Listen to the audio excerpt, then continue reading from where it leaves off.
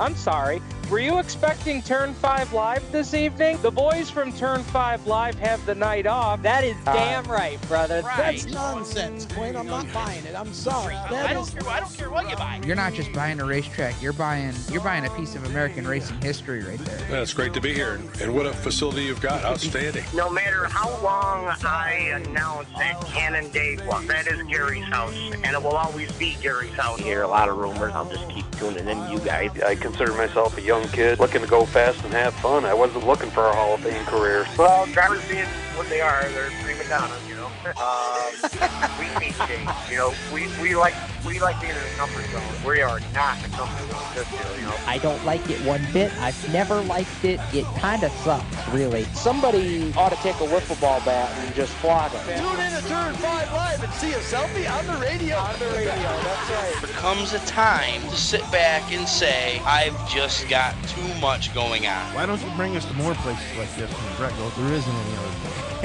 Race fans, it's time to throw it up on the cushion and get dirty.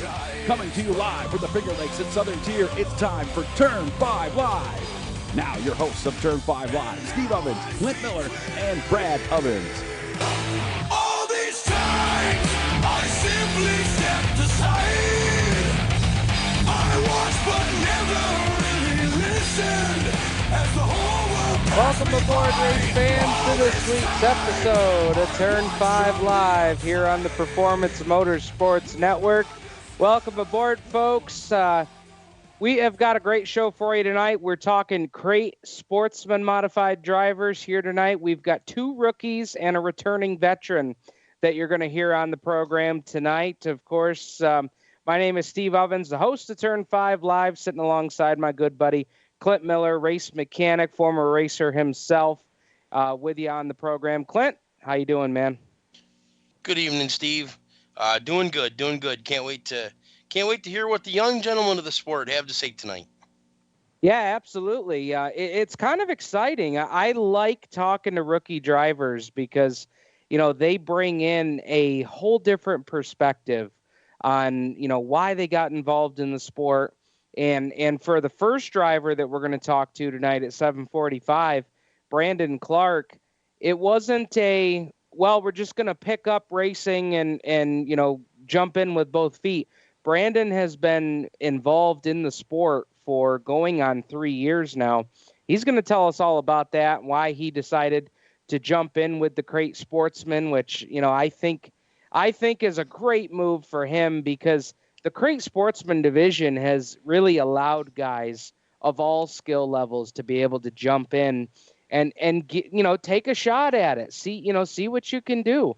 I mean, not everybody wants to start out in a mini stock or a front wheel drive or even a street stock for that matter. If they're going to go out and do it, you know, some of them want to go out and do it big. So we're going to talk to Brandon Clark a little bit later on in the program here, coming up actually in our next segment. Then at 8:15 tonight, we've got a great interview with a young man that I have had a ton of growth and respect for here after I got to hear his story. David DuBois is going to join us at 8:15 tonight to talk about his rookie season coming up in the Crate Sportsman and the situations and circumstances that have made this his rookie season. His father, Dave. And yes, we're talking about David DuBois, Clint. Not Dave, David DuBois. So Dave Jr. And he will be a rookie. We had quite an interesting conversation going on about that today. But, yes, this is Dave DuBois' son, David. And just a really, really great story. David actually left today to fulfill some requirements of his as he is enlisted in the Army Reserves.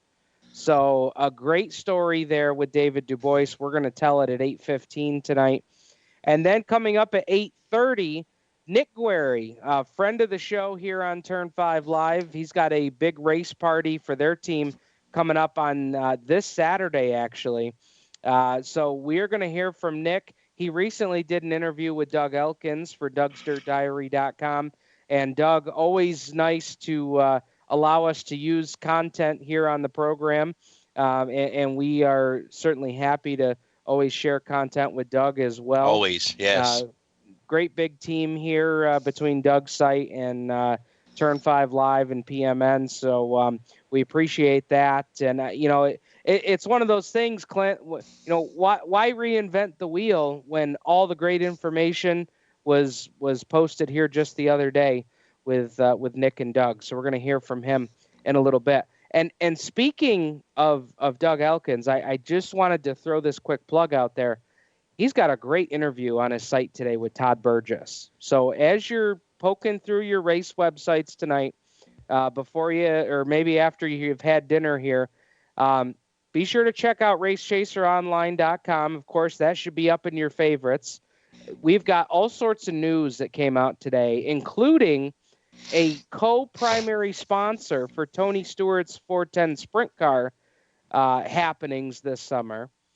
50 dirt races on his schedule out of a total that's probably going to be near 90 races before all is said and done. Rush Truck Center is going to be on the side of the 14 car. Yep.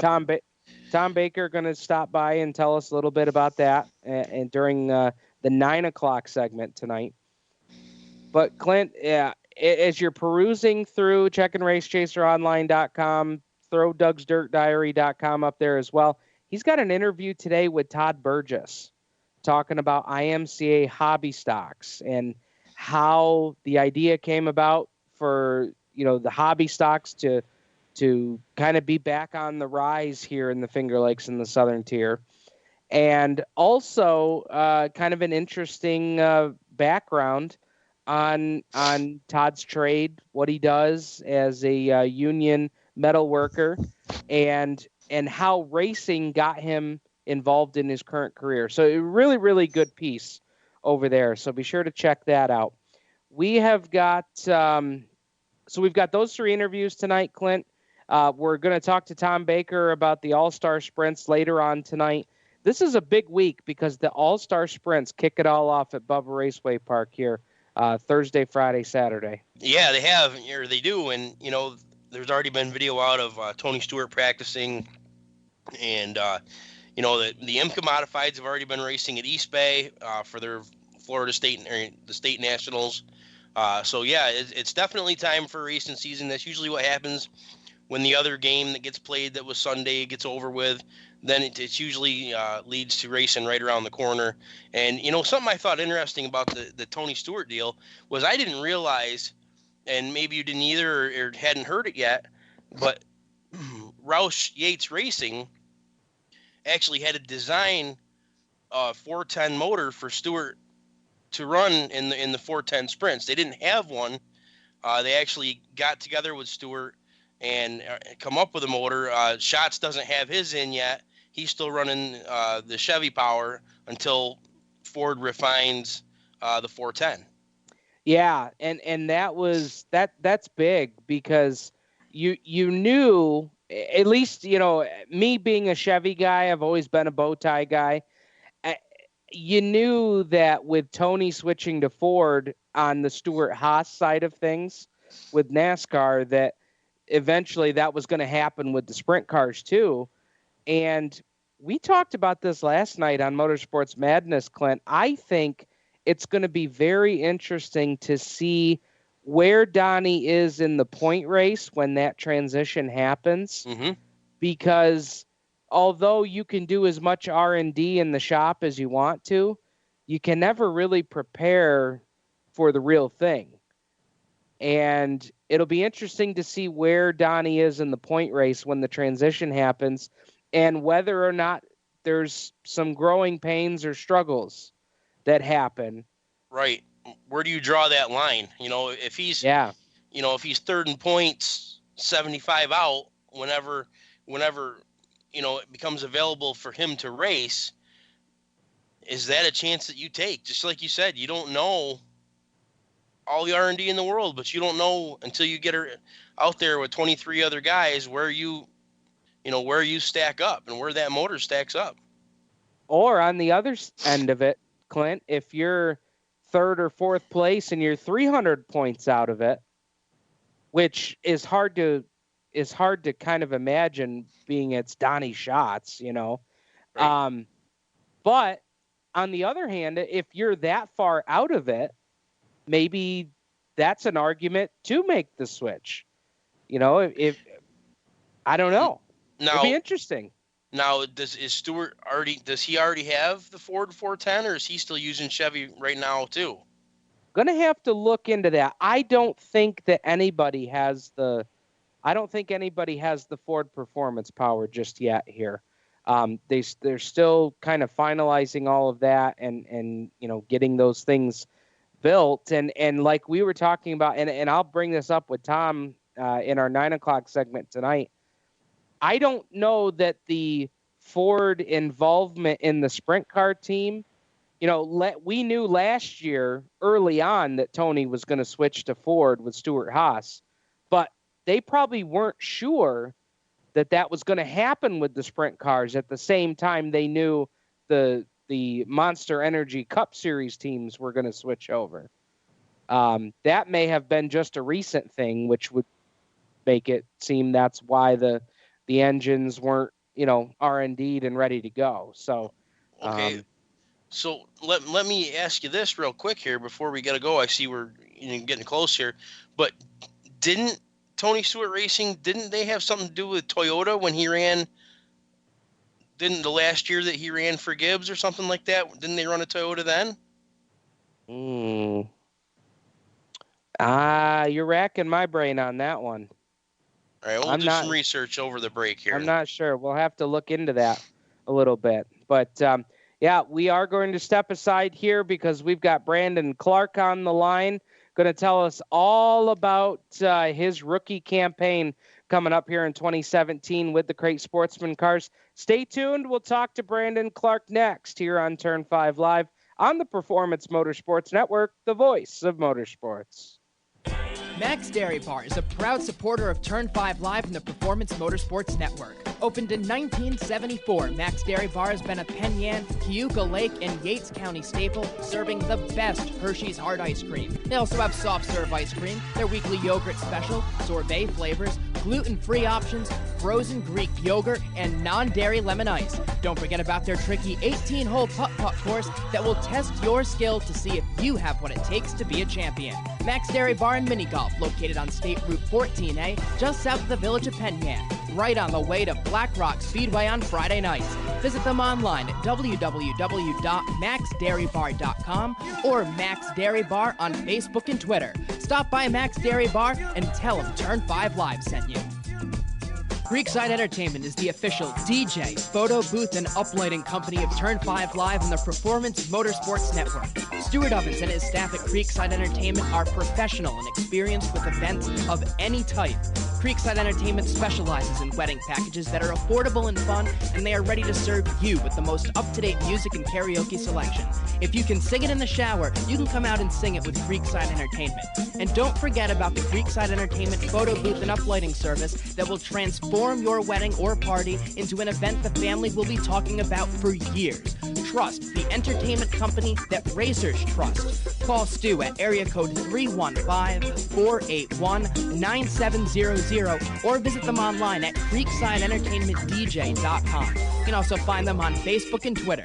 Creekside Entertainment, division sponsor of the Black Rock Bandits in 2015. We're growing like crazy and need account reps who know their way around agencies, the internet, and social media. Got connections? Or do you know how to get to the decision makers? Are you fearless? We need you. Internet radio, or as we call it, wireless mobile radio, is rapidly becoming the place to be with almost limitless income potential. So contact us to get involved with the fastest growing professionally produced group of internet radio stations in the world. Your imagination is the only limit here. Call 717-749-0444. That's 717-749-0444. Or you can email us at scorpionradiogroup@gmail.com. You want to ask for Sue. Hi, race fans. This is Dan Harpel from Penn Can Speedway, and you're listening to Turn 5 Live on PMN. Welcome back, race fans, to Turn 5 Live here on the Performance Motorsports Network. Stephen Ovens, Clint Miller, Brad Ovens joining you on the program here tonight, and we are headed off to the RaceChaserOnline.com hotline to talk to a driver ready to embark on his rookie season on the high banks at the Woodhull Raceway. Brandon Clark joins us on the line. Brandon, appreciate the time tonight. Hey, no problem. Thanks for having me.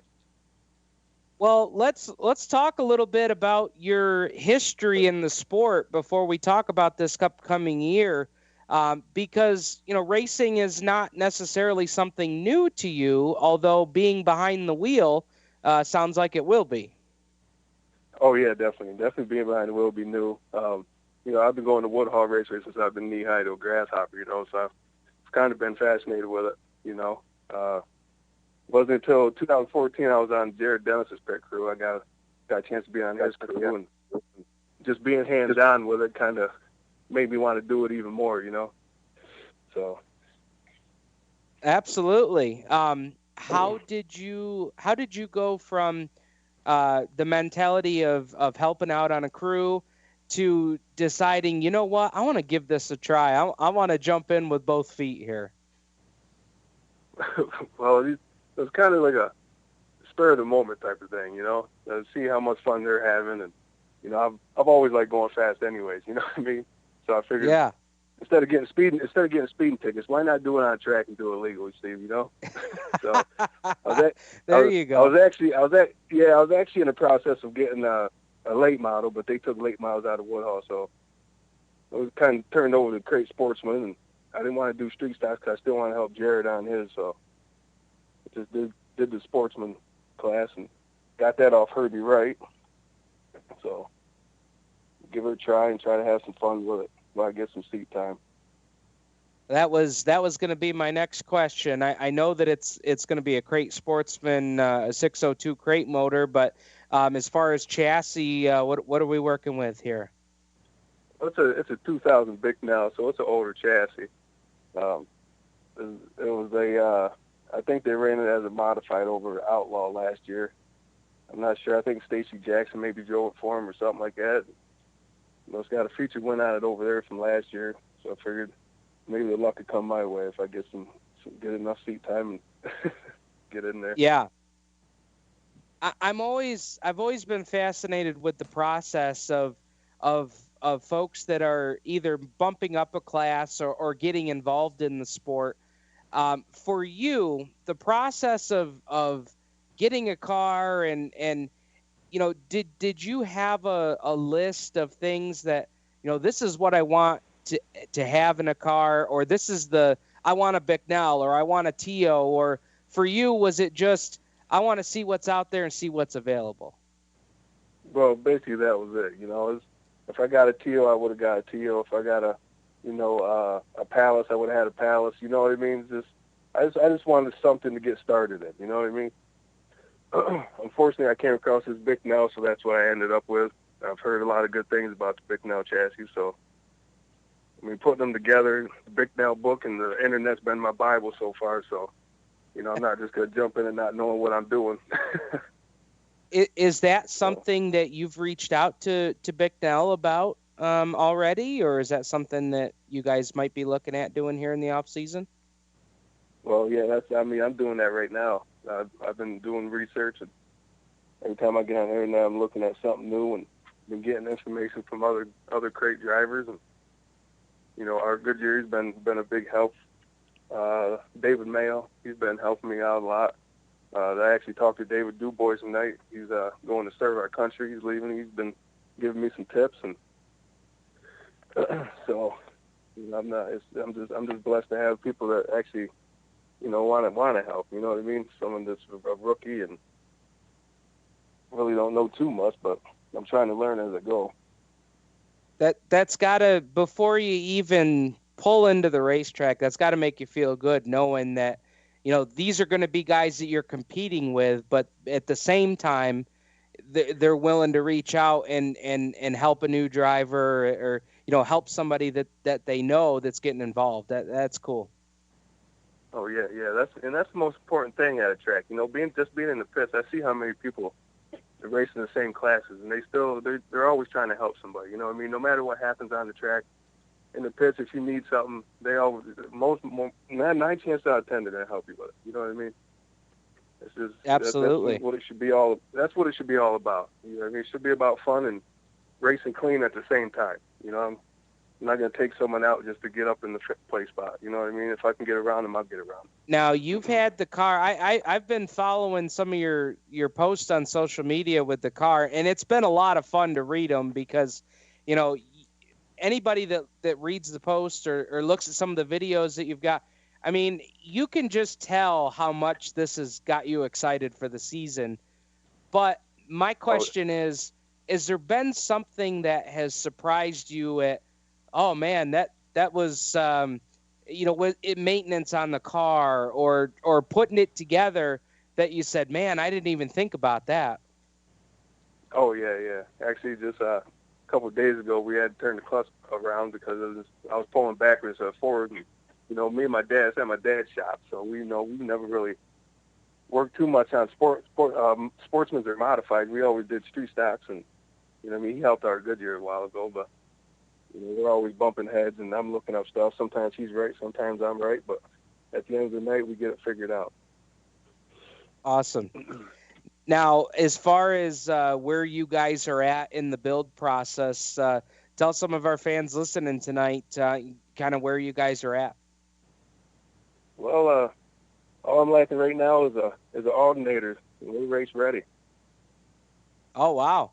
Now I did see that we've got the graphics on already. I mean, you're ready to go.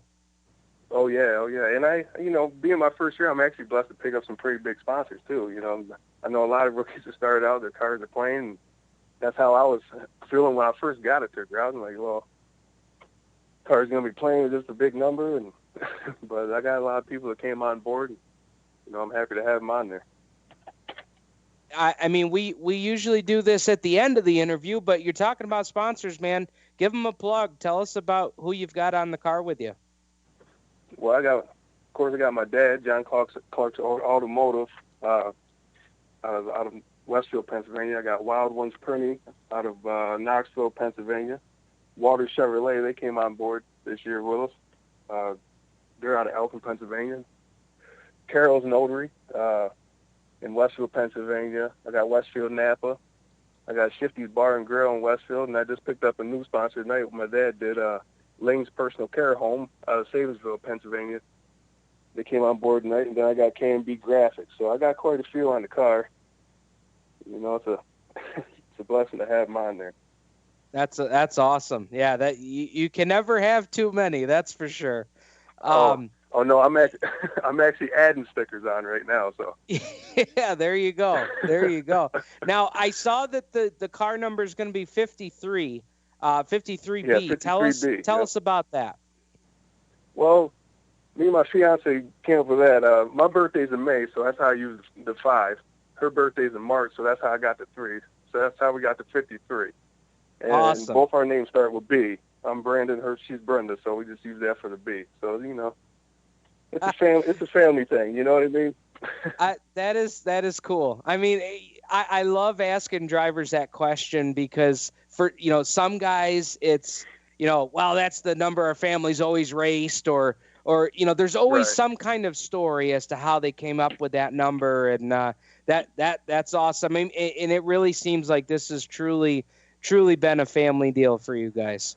Oh yeah, definitely. You know, there's not a day that we don't work on that either my fiance or my mom's not in the garage with us, and that's rare to have, you know, females in the garage. You know, sometimes they don't like doing that, or you know what I mean. But they're right there supporting us all the way. So I mean, that's what it's all about. You know, without family, you ain't got really nothing.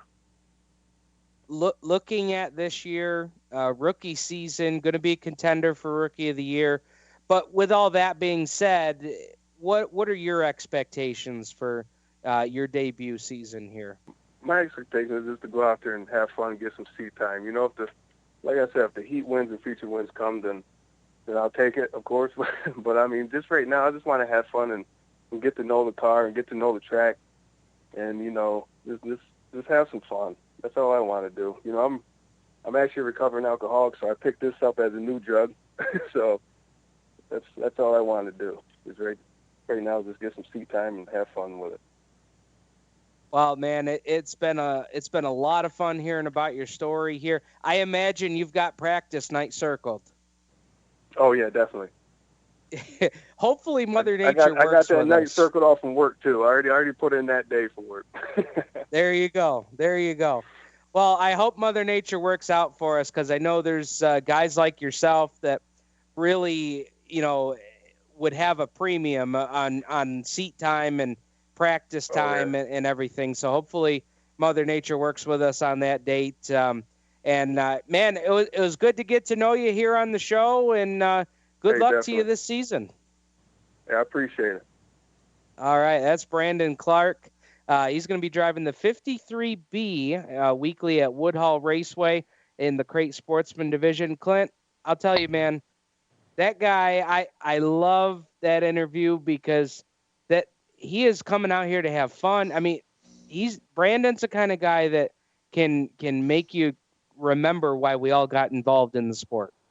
Isn't it nice to sit back and listen to a breath of fresh air coming in, such as Brandon? I mean, it's just great to hear the excitement in his voice, because that, you get guys out there that, yes, they still love it, but it sounds like they've done it before. It sounds, that they don't get as excited for it as they used to, but not with the new kids. And it's just great to hear how excited he is, and just can't wait to get behind the wheel. And I think it's great. Yeah, that's really, really good stuff.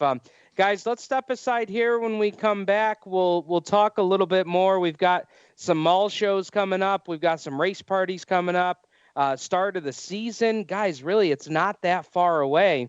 We're less than 2 months away from opening practice sessions and opening night at Woodhull. So got a lot of good stuff to talk about. So we'll step aside when we come back. We'll talk about all that next here on Turn 5 Live on the Performance Motorsports Network, the voice of motorsports.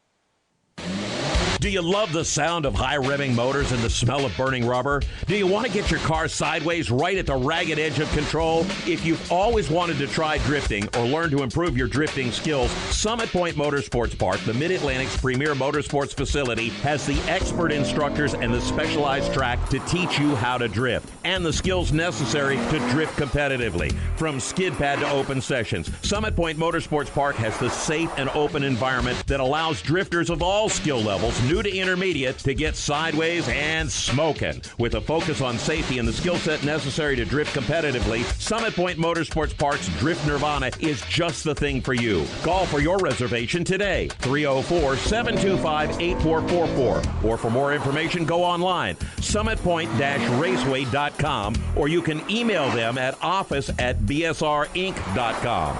Drift Nirvana, getting you sideways the right way. A boy born in Joplin, Missouri was fascinated by anything with wheels and a motor. The odds of him going on to fascinate millions with his talent? 1 in 260,000. The odds of this born racer having 157 career top 10 finishes in NASCAR? 1 in 125 billion. But every driver seeks the pinnacle of their achievements. The odds of him winning both the Daytona 500 and the Brickyard 400 in the same year? 1 in 195 million. The odds of a child being diagnosed with autism? 1 in 68. I'm NASCAR driver Jamie McMurray, and my niece has autism. Learn more at autismspeaks.org/signs. Early diagnosis can make a lifetime of difference. Brought to you by Autism Speaks and the Ad Council. You're listening to the Performance Motorsports Network, your authority on motorsports of all types. Be listening for the most accurate and up-to-the-minute coverage of every motorsports activity that you enjoy on a daily basis. Be it NASCAR, be it IRL, be it Formula One, be it drag racing, be it dirt track, off-road, props, hulls, whatever. We are your source for motorsports. Performance Motorsports Network. Hi, race fans. This is Billy Dunn, and you're listening to Turn 5 Live on PMN. Welcome back, race fans, to Turn 5 Live here on the Performance Motorsports Network. Stephen Ovens, Brad Ovens, Clint Miller joining you on the program here tonight. Just got done hearing from Brandon Clark, who's going to be a rookie in the Crate Sportsman division at Woodhull Raceway this season. And coming up at 8:15 in our next segment, you'll want to stay tuned for that one, is David DuBois. Dave DuBois' son is going to be debuting in the Crate Sportsman division. He had a couple of modified starts last season, but he will be moving into the Crate Sportsman division, and he just left today, headed out for basic training for the Army Reserves, and from what I understand, he's going to be gone for a few months here that will kind of go into the beginning of race season. He's going to tell us all about his story, and it's a really, really good one. So be sure to stay tuned for that here at 8:15 with David DuBois. Then we'll hear from Nick Guererri at 8:30 tonight, talking about his upcoming race season, the switch to Outlaw Speedway, and their upcoming race party this Saturday night. So be sure to like Guererri Racing, Guererri Racing on Facebook. You can take a look at the big event they've got going down this weekend. I see Kevin Ridley has got some of his race team 50-50 tickets out. I just picked mine up on Saturday. A chance to win $2,500 on a $25 ticket. So, hey, if you can hit on that, that's not a bad day. But, guys, let's talk about we've got mall shows upcoming. March, we're looking at for Woodhull Raceway, St. Patrick's Day weekend, Friday, which is St. Patrick's Day. Friday, March 17th is move-in night, usually after the mall stores close up shops, usually somewhere around 8:30, 9, maybe 9:15 by the time security gets the doors open and everything. We'll move it all into the mall on Friday night, and then the show runs during normal mall hours on Saturday and Sunday. And that, of course, being at the Arnott Mall right here in Horseheads, where the Chop 2 studios are located. And then just a couple weeks after that, Clint, it's good to see Outlaw Speedway going to be back at the Arnott Mall, as that is something that has definitely been lacking in the last couple of seasons. So it's great to see them going to have presence at the mall again. Yeah, it used to be huge. We look back on it and we always wonder, what happened, but how many years was it there was over 100 cars there? I mean, it was just, that was the one thing that you look forward to really kickstart the racing season. And to have Outlaw going back, maybe it won't start out as big as you would like or whatever, but at least they're there. They got their foot in the door and a chance to grow every year from here on out. It's good to see that there's still participation in the mall shows. But I do know that I think maybe now more so than years past, Clint, when we were taking our race cars to the mall shows, for some guys, for some teams, that extra month of being able to really go through the car and get everything just right before you go to the racetrack and, not trying to rush putting it together to go to the mall show. That can definitely be a big difference, that last month of the off season. Yeah, for sure.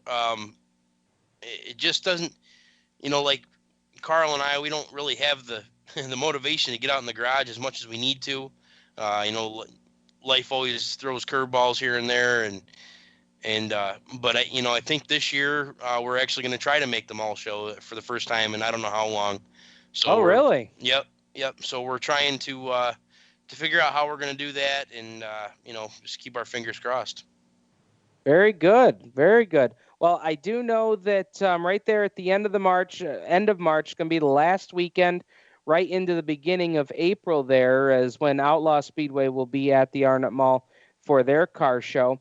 And Brad, I know that we're going to have a couple of the Patriot Sprint Tour entries with us at the Woodhull show. And speaking of Patriot Sprint Tour, they just came out with their 2017 schedule. So that's always exciting time of the year.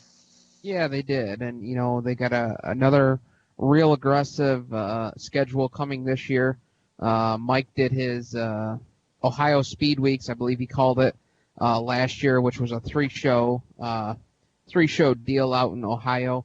This year they're actually doing a 5-day show, a 5-day stretch out in Ohio, hitting a couple big name tracks. I know they're going out to Sharon, State Line, and there was a couple other ones I believe out there. But some big stuff coming out of the Patriots. A lot of touring for those guys. They're on the road a lot, but they always put on a good show wherever they go. I know that you guys recently had the CRSA 305 Sprint banquet. As far as schedule for the 305 guys, that be forthcoming here in the next couple weeks? Yeah, right now we're working on getting a set schedule put together. We're having just trying to get some commitments out of some other tracks that aren't quite sure what they're doing yet this year. So we don't want to make a schedule and then have to take things off or add things on. And it's hard for the drivers and teams and everybody to have to wait this long to find out what the schedule is going to be and what they can run and what they can't run. So hopefully the next, I would say by next week sometime, we'll have everything finalized and be making some big announcements. We're going to the Gator News show, so we'll see everybody there. But hopefully here in the near future, we'll be getting that schedule out. Yeah, we were looking at the Patriot Sprint Tour schedule, and of course Paul Harkenreiter putting out the information about that in the last couple of days here. I think they announced that just over the weekend. Going to take a look here. I know he's got, of course, when I'm trying to find that, of course I can't find it, but yeah, there we go. So Brad, what you were referring to, that Western swing, it's the Western Week of Money. And I wanted to find the press release to talk about this because, yeah, you're right. It's a couple of day stretch here where they start off at McKean County in East Smethport, Pennsylvania, and that's Thursday, June 29th. They then go to Raceway 7, which is in Ohio, on Friday, June 30th. They then go to Mercer Raceway Park on Saturday, July 1st. Now, they have a 2 days after that, July 2nd and Monday, July 3rd, that they're still determining the show's location for those two shows to kind of close things out. So a nice schedule there for the Western Week of Money. That's all sponsored by Bono's Collision Center. And from what I read here, all the events pay $4,000 to win and $325 just to qualify. So, yeah, definitely a big week of money there for the Patriot Sprint Tour. And then as you look down through the schedule, there's a lot of dates here in this Finger Lakes Southern Tier area. Of course, they start out the season for points at Outlaw Speedway on April 21st. That's the Outlaw Spring Nationals, and of course that's a challenge event, which is $3,000 to win. That's always a big one to start out the year. The first trip to Woodhull down here on the High Banks will be Saturday, May 13th. So we're able to put those dates out for you for any of the Woodhull faithful listening tonight. You've got Saturday, May 13th, and then later on in the season, that traditional end of July date, July 22nd, the Patriot Sprint Tour will be back with us yet again. So, and as far as the 305 Tour, I know that they haven't got the official schedule out, but Clint, I know that, there's talks happening about potentially bringing the 305s to Woodhull, and I'm really excited about that. If that deal can be made and sponsorship obtained for the event and everything, because whether it's 305s or 360s, I mean, sprint cars on the bull ring, having not been a regular at Woodhull until last year, I don't think I really had the appreciation for the sprints at Woodhull. But, man, it's really an exciting show because it's not just a hammer down, never lift your foot off the gas. I mean, those guys are really wheeling the cars down there in the bull ring. Yeah, I'm with you. I've always enjoyed a good sprint car show over to Woodhull. It seems like, sometimes Woodhull has trouble with the top groove, and that's well documented. And sometimes it's nice, sometimes it's good, sometimes it's bad. It's just the way the weather goes. You can't do anything about that. But it always seems like the sprint cars have a way of making sure that there's a top groove, and the bottom obviously is the fast way around. But there's always seems to be somebody that finds it up top, whether it be Chuck Hebing or Jason Barney or you name any of them top guys that can run out there. Some other dates that I'm seeing here on the Patriot Sprint Tour schedule, you've got the opener there with the Outlaw Spring Nationals. The PST Canada opener is April 22nd at Merrittville Speedway. And then the following weekend, they go to 5 Mile Point on April 30th for the PST America opener. So that's a show that you don't want to miss. The 360 sprints down there at the fast quarter mile at 5 Mile Point. And then throughout the year, we see them quite a bit. They're back again June 16th at Outlaw Speedway, an Avert Ice Storage Containers race. Then later on in the season, they come back again August 4th, that traditional M&W Aluminum Products night on Watkins Glen weekend. So be sure to stay tuned for that. And then, of course, they come back later on in the fall as they've got, later on the Fall Nationals, which appears on their schedule. The second annual Fall Nationals, $5,000 to win on September 22nd for the 360 sprint cars. So PatriotSprintTour.com, where you can find all the information for the Patriot Sprint Tour. We're just reviewing some of the dates that they're going to be close by to us. But let's step aside here. When we come back, we're going to talk to David DuBois, going to be a rookie competitor with the Crate Sportsman division at Woodhull Raceway in 2017. A great story. You don't want to miss it. Stay tuned. We'll talk to David next here on Turn 5 Live on the Performance Motorsports Network, the voice of motorsports. We're growing like crazy and need account reps who know their way around agencies, the internet, and social media. Got connections? Or do you know how to get to the decision makers? Are you fearless? We need you.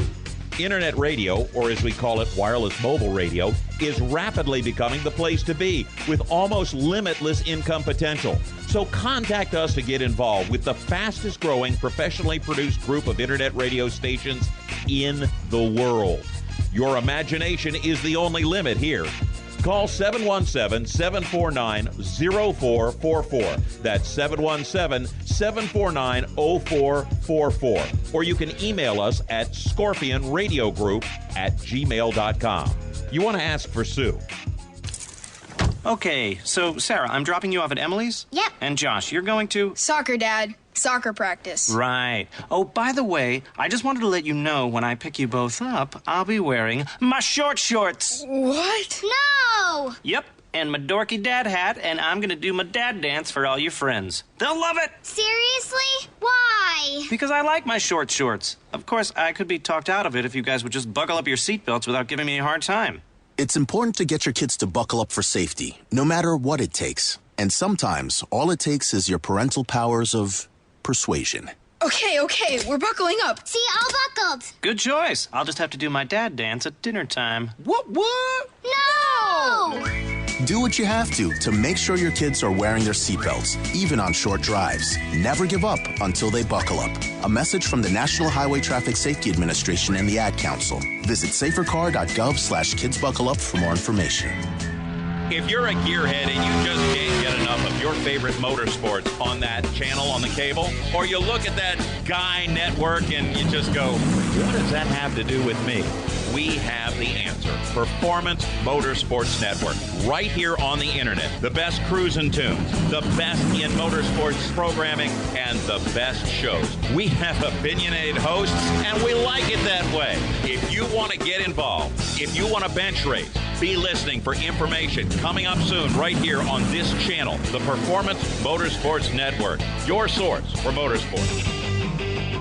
Hi, race fans. This is Mel Thomas from Thomas Video, and you're listening to Turn 5 Live on PMN. Welcome back, race fans, to Turn 5 Live here on the Performance Motorsports Network, providing you with driver interviews as we get ready for this 2017 race season. And coming up next here for you, we've got a driver that is ready to debut in the Crate Sportsman division.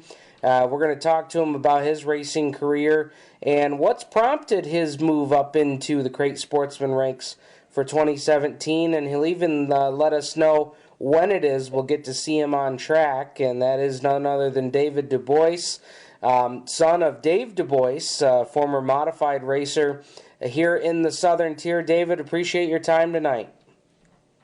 Yeah, thank you. Thanks for having me.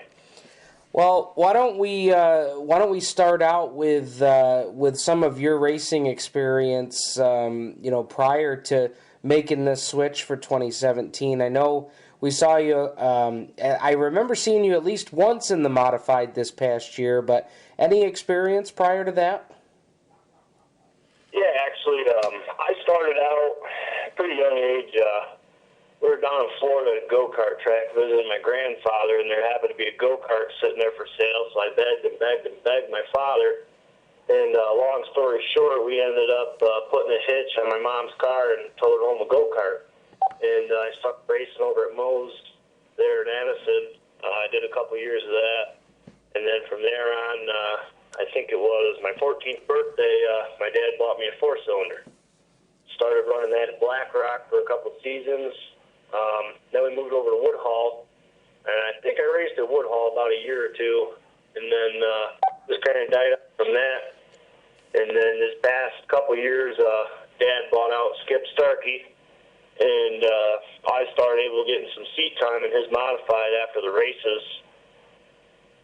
And then eventually I got my own race last year, but mainly I've been doing a lot of practicing in the modified, trying to get ready for that. What was that like, being behind the wheel of the modified? I mean, there's so much horsepower there, and trying to get the power to the ground, and then you throw on top of it a track, a tight bull ring like Woodhull. Very different. I remember first trying to even drive that thing, let alone climb inside it. I remember driving around my dad's shop, just teaching me how to shift, put in direct, run the clutch, do all that stuff. And then one night he says, "Why don't you get in the car?" So I did, and I came back in. Man, I thought I was running 100 mile an hour. Turned out I was going maybe 30. But as I spent more time in the seat, got a little more aggressive with it, I found out that my right foot is a little too heavy, and I drive too fast. So I've just been trying to learn how to get the car set, let the car work itself, feather the throttle to keep it straight coming out of the corner, and stuff like that. But it's definitely different. It's a powerhouse, and it's not very easy to run. Yeah, they're tricky for sure, and I've never had the opportunity to sit behind the wheel of one of those, but they, from everything that talking to folks, man, they are just a powerful beast to wheel around there. Talk to us a little bit about, the fact that, you're going to be moving into the crates, and it sounds like your father, Dave, I'm not sure if we're using the word retirement, so to say, but it sounds like he's stepping away from full-time competition. Well, he had no plans on getting in a car this year, so he was definitely planning on being retired. He came to me at the end of the season last year and said, this is it. This is my last year, especially after he got his big win there. He says, "Car's yours. Do what you want with it." So from there, I decided that I bought my own car. I still have his, but I bought a newer chassis and a newer motor. But I have an obligation with the United States Army to be away out in Fort Leonard Wood, Missouri, for about 4.5 months. I'll be back in late June, early July. And I came to him and I said, "Hey, I know you're retired, but you want to drive my car?" And he understood, and he said, yeah, he'll wheel it for me. Gotcha. How big, and I'm looking forward to talking to him here in the coming weeks, but how big, from your perspective, how big was that win for him last year? It was huge, especially right after Skip Starkey passed away. He was looking for it, and he needed it. The last couple of years, he's had some terrible luck, blowing motors, flying off of turn 3 and destroying chassis, just getting tore up. And that's one thing about my dad is he's an aggressive driver, but he's very good at keeping the equipment taken care of. But it's just been a rough couple of years. He came out with 2 wins this year in the number 29. That's the first time we ran the number 29 since his Superstock days. Yeah. Just with Skip going, that was big for him. It was his first win after that, his first big win back in the number 29 car. And after that, I think that really helped prompt his retirement. He went and did what he wanted to do. I mean, I know that he and Skip had worked together for so many years, and I know that loss was tough for the whole team. But it seemed like that victory for them, that was not necessarily closure, but it was all part of the healing process. And at that point, maybe at that point it's like, okay, we've checked off that last box. We got one for Skip, and we're going to call it good here. Yeah, and I tell you what, Steve, to me there ain't no man like my father. I remember the day Skip wrecked his motorcycle. Me and Dad were sitting at the shop, and we talked to Skip. He was going to meet us up at the track. Then I remember pulling in with the race car up to the gate, and, my dad come up and told us what happened. And I said, well, what do we do now? And he says, well, I don't really want to get my ass kicked by a 70-year-old man, so we're going to go unload the car and we're going to go race. Yeah. And that whole entire, it was like it didn't even faze him. He went out, he ran the car just like he always did. I remember that night vividly, and to push through that was something very special that night for sure. Now, you mentioned, a commitment with the United States Army for this summer that'll delay your start of the season. Is that, have you had some prior active duty, or what is it that'll take you away from the race car? Well, prior to beginning the 2017 season, I decided to enlist in the U.S. Army Reserves as an MP down in West Hazelton, Pennsylvania. So I'll be attending some training for the first 4.5 months, and then I'll be back and should hopefully be in full swing. With my job, sometimes I work weekends and stuff, so Dad might find himself in the car a little more than he wants to. Awesome. Well, we certainly respect your decision there, and thank you for your service in the reserves. And so for you coming into 2017, this is going to be your rookie season. Go at it. What kind of expectations do you bring into this year? As far as the beginning of the season, me and my good friend Zach Davidson, we went out, we bought a TD1 Troyer chassis and went out and bought a crate motor. And we've been building that for the last 3 months. And I'm not usually one to talk up any of our cars, but we, in my mind, we have a very competitive car. And when you throw a driver like my father into the mix, she might be a lethal weapon in the beginning of the season. When I get back, I've never sat in a crate car. I'm hoping, I know there's not as much power and it should be a little tighter. But I'm just going to go out there, give it my best. I'm going to learn. I don't want to tear stuff up. I'm hoping I can be as competitive as I can be, but I'm just trying to stay clean and stay out of people's way depending on how well I run. As far as me, with all the practicing I've been doing, all the pep talks from my dad, my uncle, and everybody, I think I got a pretty good idea of how I want to go out there and run my car and how I want to compete. And I think by the end of the season, if not sooner, I'll be a pretty competitive driver, especially in the car that we have built. You said it was going to be a Troy, or is that the manufacturer that your father and Skip have used over the years, or was that something that you wanted to try? The last couple of years, I know for sure. As far as later years of when my dad and Skip hooked up, I think they've always been running Troyers. But, it was one of the things we kind of toured with some ideas. Do we want to go to Bicknell? Do we want to go to Tito? Do we want to hit Fab? And, all our spare parts, our spare cars, everything, they're all Troyers. So we just kind of stuck with it because that's what we got. I enjoy running the Troyer. I've never sat in a different car. I'm more than willing to, but it's what we've run. It's what Skip ran. My dad's won a lot of races in Troyers. So for this year, we decided to stick with that car.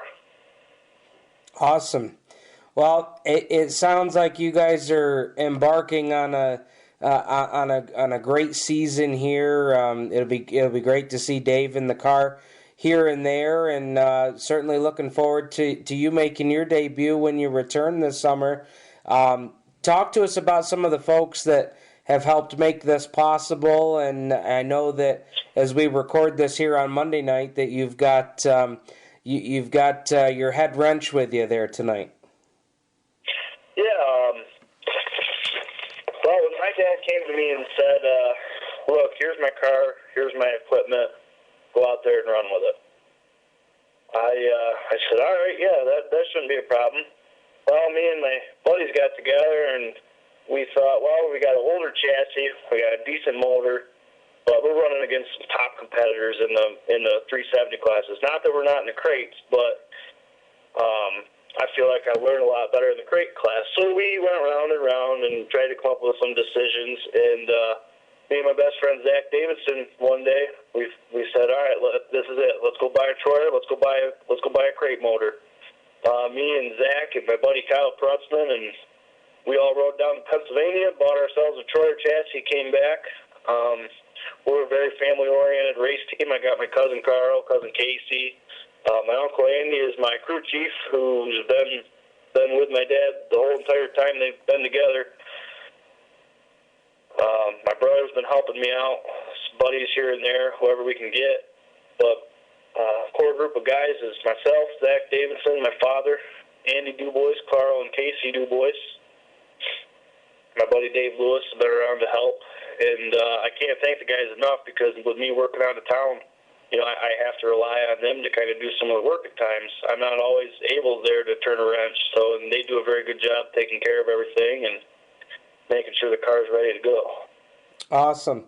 How about some of the sponsors? I know we're still preseason here, but if you have any of the sponsors you can tell us about, feel free. Yeah, I got all my sponsors for 2017 so far. Davis Colonial Motors is my biggest. Obviously, that's my father. That's his business down in Bath.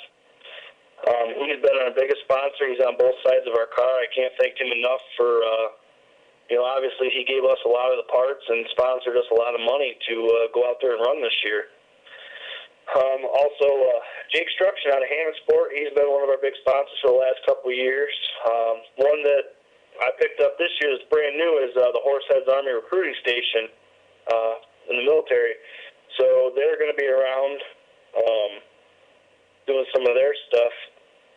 Also, I picked up Arc Fabrication, Falk Tactical, Joel's Auto Haven in Bath, and I think that's it. Awesome, man. Well, we're looking forward to seeing you at Woodhull this year, and good luck on the rookie season, man. I'm sure it's not going to be too long for we see you competitive in a class that's already quite competitive. So we're looking forward to it.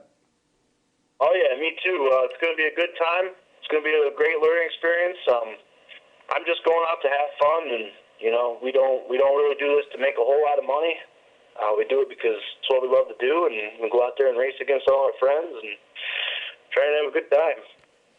All right, folks, that's David DuBois. He's going to be in the 29 car in the Crate Sportsman division down at the Woodhull Raceway this summer. So we'll be sure to check him out this season. We appreciate the time, David, as always. Always great to have a new driver on. Absolutely. Thanks for having me. I appreciate it. All right. We'll have a lot more coming up here next on Turn 5 Live on the Performance Motorsports Network, the voice of motorsports. You own a performance car and you know how to drive, but you want to learn real performance driving. Well, Bunky, get that car off the street and onto the track. Summit Point Motorsports Park, the Mid-Atlantic's premier road racing facility, located just over an hour from D.C. in nearby Summit Point, West Virginia, is the place to go. And you'll find that Friday at the Track is going to give you what you need. For less than a monthly car payment, you can attend this regularly scheduled one-day instructional event in your street car on one of Summit Point's 3 world-class road racing circuits. You'll receive classroom instruction, skid pad instruction in their cars, including front and rear skid control, and 4 20-minute in-your-car instructional sessions from a professional instructor. Have fun, go fast, and really learn how to drive.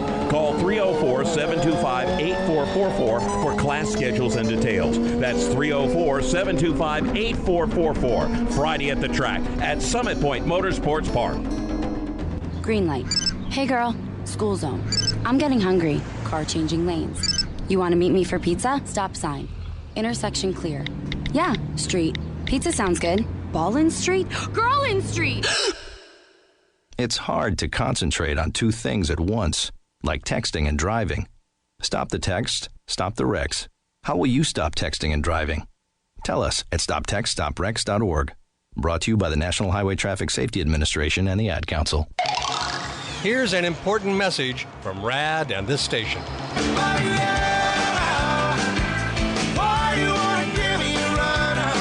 Hi, this is Bob Sheehan from Blues Traveler for RAD, Recording Artists Against Drunk Driving. I like to party just as much as the next guy, maybe even more. But the one thing I won't do after I've had a few is get in the car and drive.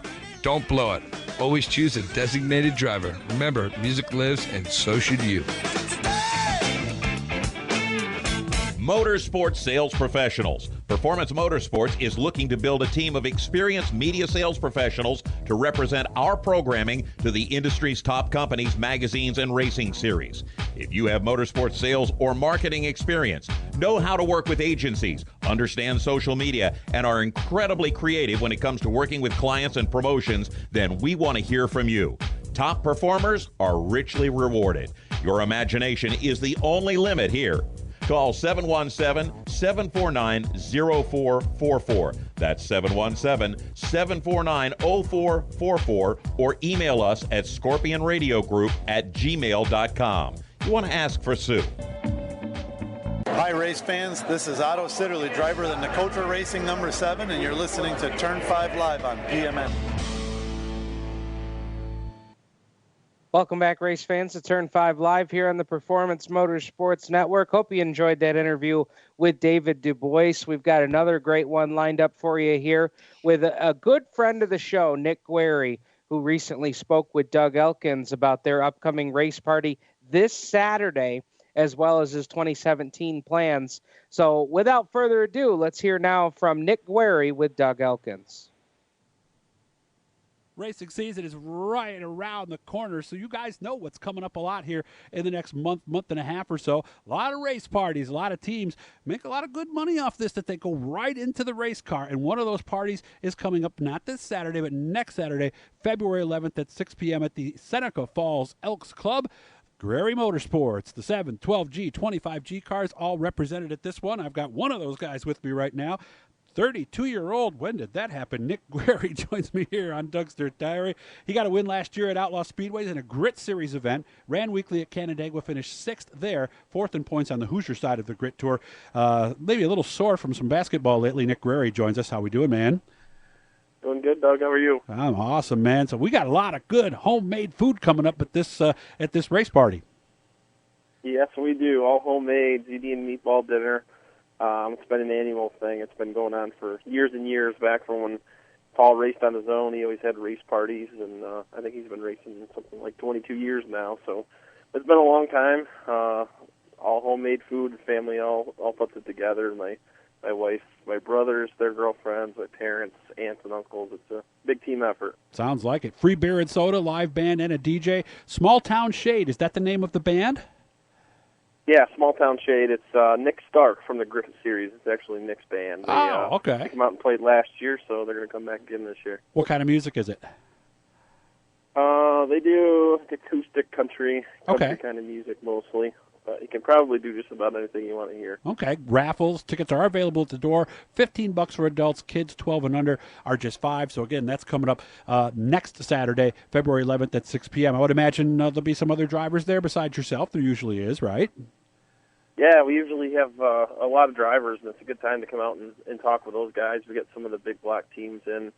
I know Matt Shepard's usually there, Justin Ayers, Gary Tompkins, Tyler Seary, a bunch of those guys, and then a lot of our sportsman buddies too, Kevin Ridley, and my cousin Frank, Eric Jaguar, Rocky Warner's coming down with his crew, Dave Marcaccelli.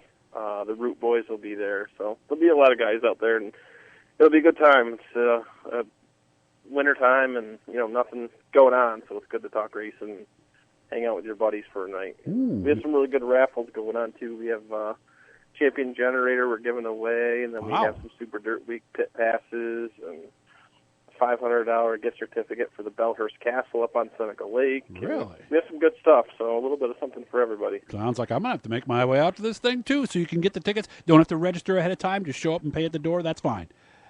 Yeah, we do it all right at the door. $15 for adults, $5 for kids. We do it all right at the door. Oh, so nobody buys ahead of time. It's just come in and here's your money. Thank you. Yeah, we just come in and do it all then. Nice. All right, so this is going to be a good one, guys. Chance to get together with some friends of yours, do a little bench racing, catch up on what everybody's doing, have some really good food, because I hear these Guererris are pretty good at making this meatball dinner. Yeah, it's always a big hit, and there's plenty to go around because I think we have something like 500 and something that we made last year. So we'll have enough for everybody. There was some going home in little containers, leftovers. Nice. All right, looking forward to it. Stuff like that. So how does the race shop look? How is the work going there? Really good. I'm actually ahead of schedule from where I usually am this time of year. So we're gonna pick an engine up next week and get that put in and do some wiring and some of the power steering lines and fuel lines and things like that. Okay. And that's about it. Send the body out to get lettered up, and we're pretty much ready to go. Okay. Anything different from last year? Yeah, we switched over from Troyer cars. We bought a Bicknell car, so we're gonna go into this season with a new piece. Everything's pretty much new on the car. We swapped over a couple things from the Troyer, but most of the stuff wouldn't fit, so we swapped over what we could and bought new and have a new engine in it, new carburetor, things like that. So new colors. So exciting. First new you've had in a while? It's not a brand new one. It's a 2015. It's new to us. But yeah, it's a newer piece, and a lot of the bolt-ons and rear end and transmission and steering box, all that stuff's in really good shape. So we're looking forward to it. So it should have that nice, tight new car feel when you get on the track, then, shouldn't it? Yeah, that's the plan, and hopefully we can keep up on it all year long. We made a switch to Friday nights. We're gonna run down at Outlaw, so we're excited going into this season. It's something different. It's different than we've done the last 12 years. So we're looking forward to it. Now at Outlaw, are they dirt sanctioned? They are not. They actually run the American Racers. Okay. So they're part of the American Racer Cup. They do have a few Hoosier shows down there. I know we have a Dirt Series event down there on a midweek show. So we'll be running Hoosiers once in a while, but it's an American Racer track there. Are you working on the American Racers, or do you have a pretty good handle on them? We have a pretty good handle on them because we followed the Grit Series the last, I believe it's 4 years. The first couple of years was a mixed tire deal, so we had Hoosier tracks and American Racer tracks. And gotcha. We've always done well on them. And then last year we ran some American Racer events. We had that win down at Outlaw, and then we had a third place down at Outlaw the 2 times we went. So we do pretty good on them. Should make for a busy Friday, but then you got the rest of the weekend free, so if you did want to hit another track, you could. Yeah, that's right. And we're not going to run Canandaigua weekly, but I will be there. It's just, it's tough to do both, and it's Yeah. nearly impossible in my work schedule because I usually work until 4 o'clock in the afternoon on Saturday. So if I run Friday night, then I have no way to get the car ready for Saturday. So we'll do what we can and hit the Saturdays that we can over at Canandaigua and their midweek specials, and probably get out to Utica Rome and do some racing out there too, along with Weed Sport. Yeah, because Nick works at Levi Place, at the outlet mall that you guys can see between exit 43 and 42. That's where he works. So they kind of want you on the weekends, don't they, Nick? Yeah, it's much easier for me to sneak out on a Friday afternoon than it is Saturday. Yeah. That's when the business is there, so that's when I have to be there. Good. So on Sundays, possibly, you mentioned Utica Rome. It's possible that, depending on how work goes and things like that, we might make some of those? Yeah, we'll definitely hit some shows there. We'll follow the Weed Sport deal that they have over there. I haven't seen a schedule yet. But Okay.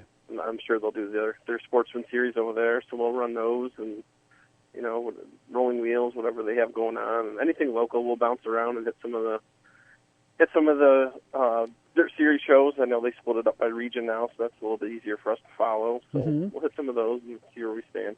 And you get points at Weedsport now, so if you do decide to do some series races and a little traveling, you'll have some points to do so.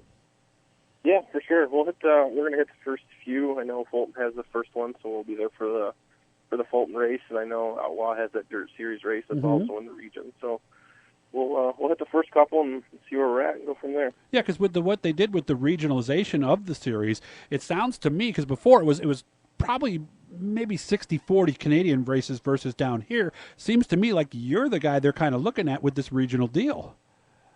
Yeah, it is, and we talked a lot to Corey Reed last year, and when we went down to Charlotte, we talked to him leading into that, and talked about why guys don't follow it as much as they used to and things like that. And it's tough, especially from a standpoint where I am and the work that I have. The big races are on holiday weekends, and that's when we're needed at work and things like that. And guys on the crew can't take a Friday, Saturday, Sunday, and you also understand from the promoters part of it in trying to put races together like the Ransomville, Merrittville, Hubberstone swing. So you're not making a trip for one race. So I understand why they do it. It's just it's tough for part-time racers like us to take it 3 days and go race and then have a crew that can do it along with you. Yeah, because that's the thing. You might be able to get the time, but everybody else, now you got to bring 3 guys with you, and they all have to get the time off to do that. Yeah, it's tough, and I'd love to do it, but just we're just a part-time racer that do it for fun, so work comes first. But I think it's a really good idea, and I think you're going to see a lot of guys chasing this tour, and I think it's going to be good for everything with the Dirt Series. And, of course, with the Canadian tracks, they run a hard tire up there. So if you go up there, you're going to be running a tire that you really don't have a lot of laps on, right? Yeah, for sure. Some of those tracks run the 400s, and we barely ever use them around here. And the same for them when they come down here. I know Shane Peacourt and those guys run on the 400 right rears, and then they come down here and have to run on the 300s. But it throws you off a little bit. But yeah, I think it'll be a win-win for everyone. And then, the guys that can chase both and run the Canadian tracks, then come down here, they're getting offered up bonus points to do that, so they're not going to get penalized for running and being able to take that time off and hit all the shows. You can get bonus points by running both too. And then the late season shows are worth more points. How many would you have to do? Have you sat down and looked at it yet? How many races you would have to do before those, what are they called, the inclusive races at the end of the year? I can't remember what it was. I 6, 7, around 8? Eight maybe. Somewhere around 8 races. But, is that doable? But it's not so bad. It's pretty spread out. I think the one weekend starts at Fulton on a Saturday, Utica Rome on a Sunday. Outlaw has a midweek show. I think Weed Sport's probably in there too. Yeah. Brewerton during Dirt Week. Right. Yeah, but that's that's part of the 6th race. Yeah, is it 6 or 5 at the end? And only one of them is a hard tire track when you go up to Brockville. The rest are soft tires. Actually, I think it is 5 races or something like that. Yeah, and again, we don't. Neither one of us has the schedule in front, guys. So don't take anything we're saying and go, "Yes, I'm going to write that down." Doug and Nick said it, so I'm going to write it down. But it's going to be interesting to see how many people do that. And we're taking a division that's already super competitive and making it that much more competitive, aren't we?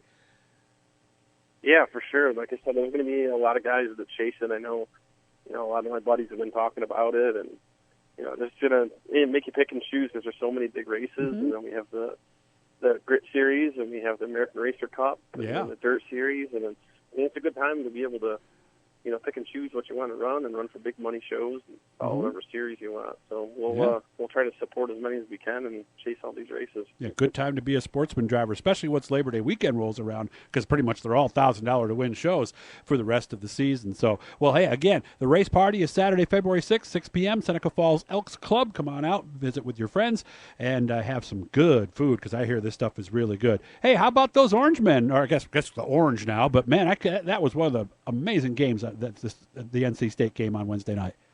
Or Tuesday. Yes, that was, and it was an awesome game, and I'm glad I was home for it, because I probably would have made a fool of myself if I was anywhere else. So it was clapping and yelling at the TV, and scared my wife out of the living room. But really? You chase her out of the room when the SU's on, huh? Yeah, she says I give her anxiety watching the game, so she heads upstairs. Well, especially with that game, I mean, they were up, 12 at one point, and then they're down 16? I mean, talk about an emotional roller coaster. Yeah, always. It seems like every game's a roller coaster, and hopefully they can, put something together and make a run at the tournament here. So. Mm-hmm. But unlike a lot of other years, when February rolls around, they're actually playing better ball than they were a month ago. It doesn't normally go that way for SU. There is hope, isn't there?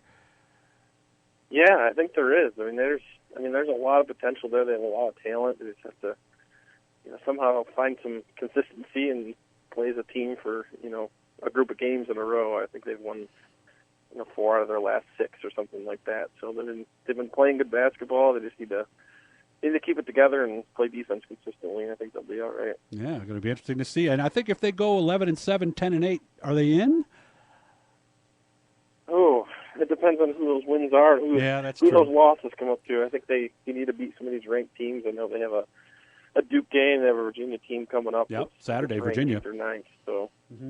Hopefully they can knock out a couple of those big ones. Yeah, Saturday at noon. You guys getting this on Friday. Going to be a big game, because if they beat Virginia and go to 7-4 in conference, I think that takes that team. What's the word I'm looking for here? Well, the whole attitude of the team just brings it up a whole bunch, doesn't it? Yeah, for sure. And I think anytime you can get some confidence in these guys. They're 18 to 20 years old, and I think confidence goes a long way at that age. So, the win the other night against Florida State, I think, was huge. So hopefully they can just keep riding that wave. And John Gillen, with what he did, that's got to rank right up there with some of the best games anybody in an orange uniform's ever had. Yeah, that was an awesome game, and to be able to beat one of McNamara's records for three-pointers, that's pretty awesome. But I wasn't too thrilled with the commentating in that game. They didn't talk much about Syracuse or Gillen. No. It was kind of one-sided. So yeah, all these ACC guys, that have been doing that conference forever, they not a lot of them sound like they're big Syracuse fans, do they? No, it didn't sound like it at all. And, not at all. At the end of the game, they had a little change of heart at the end of the game when it went into overtime. But yeah, well, that shot at Gillen's, that was just stupid, right? Unbelievable shot. How did he even get it off, let alone make it? Yeah, I did not expect that to go in, but he did it, and it was just one of those games that didn't know. It was an amazing game, and hopefully they'll have another amazing game on Saturday. Again, the Guererri Race Party, Saturday, February 11th, 6 p.m., Seneca Falls Elks Club. All kinds of stuff, ziti meatball dinner, free beer and soda, live band, small town shade, and a DJ. Raffles, 50/50s, just $15 for adults. Kids 12 and under are, hold on, I got to minimize this. It's in the way, just $5 for them. So, and you don't even need to register. Just come on out, hang out with your friends, and I have a feeling I'm going to see you guys there. Did I miss anything, Nick? No, I think that's it. Just look forward to seeing everybody, and it's a good time for everyone. Kids are welcome. We have kids raffles and things like that. So it's a big, family party, and we look forward to seeing everybody out. All right. Good luck with everything, man, and thanks for your time. I appreciate it. And if you want to see Nick, go out and buy some Levi's at the mall. Say hi, and he'll get you all set up and looking good. You're listening to Doug's Dirt Diary. Well, we appreciate Doug Elkins offering us that interview with Nick Guererri that he did here just a couple of days ago. And Nick got some great things coming up here in 2017. Of course, the big change headed to Outlaw Speedway next season for weekly competition. Let's step aside here, guys. When we come back, we'll kind of digest everything that we've heard from these three Crate Sportsman drivers. And coming up at 9 o'clock, Tom Baker from RaceChaserOnline.com. Team Full Throttle and the Performance Motorsports Network going to talk to us about 410 sprints starting up this week at Bubba Raceway Park. You're listening to Turn 5 Live on the Performance Motorsports Network, the voice of motorsports. Every 30 minutes, another innocent person is killed due to a drunk driver. My best friend, my brother, my poor grandchild, my sister, my father, my husband, my mom, my mommy. Well, I've been afraid of changing, 'cause I've built my life around you. Stop these tragedies before they happen. Don't drink and drive. Do you love the sound of high revving motors and the smell of burning rubber? Do you want to get your car sideways right at the ragged edge of control? If you've always wanted to try drifting or learn to improve your drifting skills, Summit Point Motorsports Park, the Mid-Atlantic's premier motorsports facility, has the expert instructors and the specialized track to teach you how to drift and the skills necessary to drift competitively. From skid pad to open sessions, Summit Point Motorsports Park has the safe and open environment that allows drifters of all skill levels, new to intermediate, to get sideways and smoking. With a focus on safety and the skill set necessary to drift competitively, Summit Point Motorsports Park's Drift Nirvana is just the thing for you. Call for your reservation today, 304-725-8444. Or for more information, go online, summitpoint-raceway.com, or you can email them at office@bsrinc.com. Drift Nirvana, getting you sideways the right way. If you own a gun, you have a full-time responsibility. When you aren't using it, be sure it can't get into the hands of curious children, troubled teenagers, a thief, or anyone else who might misuse it. Your family, friends, and neighbors are all counting on you. Remember, always, lock it up. For more information on firearm storage safety, visit ncpc.org. This message brought to you by the National Crime Prevention Council, the Bureau of Justice Assistance, and the Ad Council. Creekside Entertainment is the official DJ, photo booth, and uplighting company of Turn 5 Live and the Performance Motorsports Network. Stuart Ovens and his staff at Creekside Entertainment are professional and experienced with events of any type. Creekside Entertainment specializes in wedding packages that are affordable and fun, and they are ready to serve you with the most up-to-date music and karaoke selection. If you can sing it in the shower, you can come out and sing it with Creekside Entertainment. And don't forget about the Creekside Entertainment photo booth and uplighting service that will transform your wedding or party into an event the family will be talking about for years. Trust the entertainment company that racers trust. Call Stu at area code 315-481-9700 or visit them online at creeksideentertainmentdj.com. You can also find them on Facebook and Twitter. Creekside Entertainment, division sponsor of the Black Rock Bandits in 2015. Hi, race fans. This is Chuck Hebing, and you're listening to Turn 5 live on PMN. Well, we were talking about Patriot Sprint Tour being at Woodhull Raceway a little bit later on this year in 2017, and there's a guy that I'd be looking forward to watching. We see him on occasion down there at Woodhull with the Patriot Sprint Tour. So Chuck Hebing bringing us back from commercial break and taking a look at some of the things that we've got. That we've got here on tonight's program. We had Brandon Clark on with us. We had David DuBois and Brad. I'll bring you in here real quick. Talking to Brandon Clark and David DuBois. I mean, two rookies coming up this season that you could just hear it in their voice. They're ready to go. They're fired up. And I think that, I don't expect them to come out and beat the doors down and win half the races this season. But I'll tell you, I don't think it's going to take long for either of these guys to get competitive. No, there's the Brandon and David together both sound like they have a really good idea of what it's going to take, and they're not coming in with some unrealistic expectations, David with some experience in that modified. Obviously, the crate is about half the horsepower, we'll say. He definitely knows there's going to be some differences in driving it, having to relearn it, relearn to drive the car for what it's got. But, it's really good to hear a couple of guys that, obviously you want to hear them get excited and be pumped up and say they want to come out and do the best they can. But seeing two guys come in with some realistic expectations, I think they'll. I think you're right. I don't think it'll take long for them to prove themselves wrong, that they're going to do a little better than I think they are. And Clint, for David DuBois, I mean, he's certainly got some veteran presence on his side. His father Dave having come from not only the super stocks but also the modifieds for well over a decade. Well, young David's he's got a lot of things on his side. Uncle Andy, who's been there since I remember the super stock days, and I remember having plenty of conversations with Andy. They probably didn't start so good at first, if I remember right. But they're good people, and while he's out on his his reservists, he's got his dad that's gonna Dave's been around for hundreds of years, it seems like, and he's gonna be able to get that car dialed in too, even before David gets back. So he does have so much on his side, and I think that he's gonna my theory is I think he's gonna come in, and I think he's gonna be a top 10 car within a consistent top 10 car within 3 or 4 weeks of getting behind the wheel. And here's the other thing. When we were talking with David about his father, I mean, that was I was so glad to see that they were able to get a feature win last season after losing Skip Starkey. We talked about it on the show here.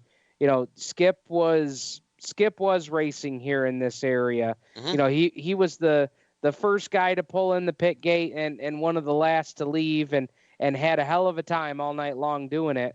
And, yes, Dave's going to get back in the Crate Sportsman, but, for him to step aside from full-time modified competition, I'm glad that he was able to get that win and kind of, feel like he had some closure there after what they went through with losing Skip. Totally agree. I mean, he couldn't – a modified career couldn't have ended any better than the way it did at the end of last year, for sure. Absolutely. Now, we also heard from Nick Guererri, who was interviewed in our last segment here by Doug Elkins this week on DugsDirtDiary.com. I'm glad to see Nick coming to Outlaw, Clint, because that is a driver who won a race at Outlaw last season, and I think he's got a chance. He could have a handful of them this year. Oh, no doubt. I mean, it's hard to just come into Outlaw and beat the guys that run there every week. I mean, that's the way it is anywhere. It's hard to beat the regulars no matter what. And, and if Nick's going to come down and run weekly with as good as he ran there in a short period of time, then I see no reason why he can't pick up 5 or 6 wins. So it'll be good to see them there, of course, racing on the American Racers Weekly. And he has got some great sponsors coming on board. We've talked to Paul Cole in the past about his involvement with the local motorsports scene, and great to see Champion Power Equipment going to be a part of Nick's effort this year, and not only just at Outlaw, but hitting some traveling shows, and I've got more and more guys that are talking about this Dirt Sportsman series, and I think that here in the next couple of weeks we're going to work on getting Corey Reed on the show to talk about that, because how many guys now have we heard saying they want to travel the Dirt Series? They want to travel, and I'll admit I'm not familiar. I'm not up on these changes that have been made. Everybody's talking about how it's going to be regional now, and so it'd be great to have Corey on the program to kind of walk us through some of those changes, because there's a lot of drivers in this area that are talking about following the Dirt Series. The Jackson boys, you've got Kirk Reynolds, who's going to be debuting in a crate this year. That's another driver we need to have on the program as well, as he makes his return to behind the wheel action instead of being behind the grill with his tongs and hamburger flipper there. So we'll get him on the program here sometime soon. But we've got Tom Baker ready to slide in here sideways out of turn 4, ready to talk 410 sprint cars. Smoke has returned. We'll talk about all that next here on Turn 5 Live on the Performance Motorsports Network. the voice of motorsports.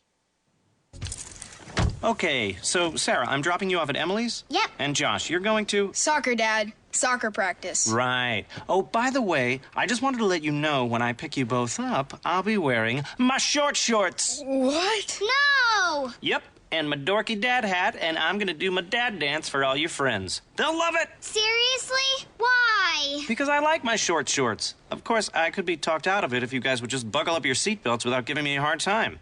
It's important to get your kids to buckle up for safety, no matter what it takes. And sometimes, all it takes is your parental powers of persuasion. Okay, we're buckling up. See, all buckled. Good choice. I'll just have to do my dad dance at dinner time. What? No! Do what you have to make sure your kids are wearing their seatbelts, even on short drives. Never give up until they buckle up. A message from the National Highway Traffic Safety Administration and the Ad Council. Visit safercar.gov/kidsbuckleup for more information. If you're a gearhead and you just can't get enough of your favorite motorsports on that channel on the cable, or you look at that Guy network and you just go, what does that have to do with me? We have the answer. Performance Motorsports Network. Right here on the internet. The best cruising tunes, the best in motorsports programming, and the best shows. We have opinionated hosts, and we like it that way. If you want to get involved, if you want to bench race, be listening for information coming up soon right here on this channel, the Performance Motorsports Network, your source for motorsports. Creekside Entertainment is the official DJ, photo booth, and uplighting company of Turn 5 Live and the Performance Motorsports Network. Stuart Ovens and his staff at Creekside Entertainment are professional and experienced with events of any type. Creekside Entertainment specializes in wedding packages that are affordable and fun, and they are ready to serve you with the most up-to-date music and karaoke selection. If you can sing it in the shower, you can come out and sing it with Creekside Entertainment. And don't forget about the Creekside Entertainment photo booth and uplighting service that will transform your wedding or party into an event the family will be talking about for years. Trust the entertainment company that racers trust. Call Stu at area code 315-481-9700 or visit them online at creeksideentertainmentdj.com. You can also find them on Facebook and Twitter. Creekside Entertainment, division sponsor of the Black Rock Bandits in 2015. Hi, race fans. This is Gary Tompkins, and you're listening to Turn 5 Live on PMN. Thank you, Gary Tompkins, for bringing us back here from commercial break. Saw Gary just a couple of weeks ago at the Outlaw Speedway Banquet. He's looking forward to everything he's got happening here in 2017. Going to be racing weekly Friday nights at Brewerton Speedway, so be sure to check Gary out there. We are ready to talk 410 sprint cars, and Brad, I see Brad already rustling, adjusting his seat because I said sprint cars. And of course, Tom Baker from RaceChaserOnline.com, the Performance Motorsports Network, and Team Full Throttle joins us to talk sprint cars. And Tom, I'm going to steal a line from Jacob. He's back. Well, first of all, good evening, everybody. It's great to be back on Turn 5 and fun to watch Brad over there pulling his seatbelts tight. Look, not only is Tony Stewart back, but the Tony Stewart is back. This is not going to be the same Tony Stewart we've seen who's been running sprint cars off and on over the last several years. This is going to be the Tony Stewart pre-NASCAR, I believe. And there's going to be no pressure. There is going to be no sense of obligation to anything other than going to the racetrack, getting in the race car, putting the hammer down, and going to the front.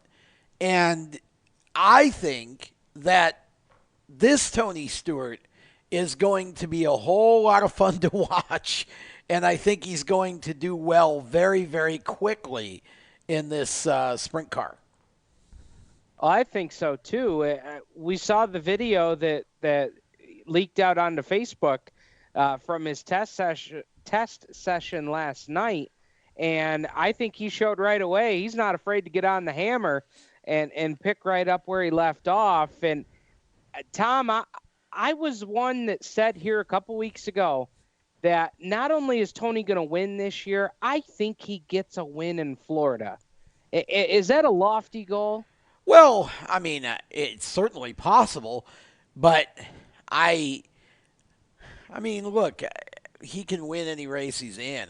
Tony is a world-class short track racer, and he's very adaptable. It doesn't matter what he's running; he finds a way to make it fast. And so, I don't necessarily share the same level of optimism that you do that he's going to win a race in Florida. But I certainly think he's capable of it, and I did say that I believe he'll win multiple races this year in the sprint car. And now we know he's going to have a lot of races to try to win because he's got about 50 of them on his schedule. So, I mean, that is a heavy dose of sprint car racing for Tony. And you know what? God bless him, because I have to believe that this is kind of a revival for him in a way, and maybe putting some things in his own mind right to get back into the sprint car again and really go out and try to go to the front, win some races. But I know he's going to be doing a lot of other things besides the sprint car as well this year. So this is just going to be a much different Tony Stewart. This is going to be, what Kenny Schrader is now, what Kenny Wallace is now. And we know that those guys are still winning races and still running to the front in races, and they're having a doggone good time doing it. Tony's a throwback, and I honestly think that Tony is going to have just as productive and just as phenomenal of a second career in these short track ventures of his as he had a first career that propelled him to the top of the racing world at Indy and then NASCAR. Absolutely. I'm with you on that. Now, there were a couple of things that came out today, and I happened to see them as I do on my lunch break every day at racechaseronline.com. One of my favorite sites to hit on that lunch hour. Talk to us a little bit about some of the news that broke out just today. I mean, we've still got to talk about Ford's emergence in 410 sprints, but we had news surrounding Tony just today.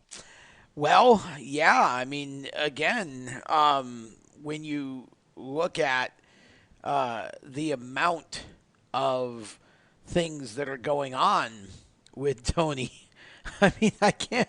It's kind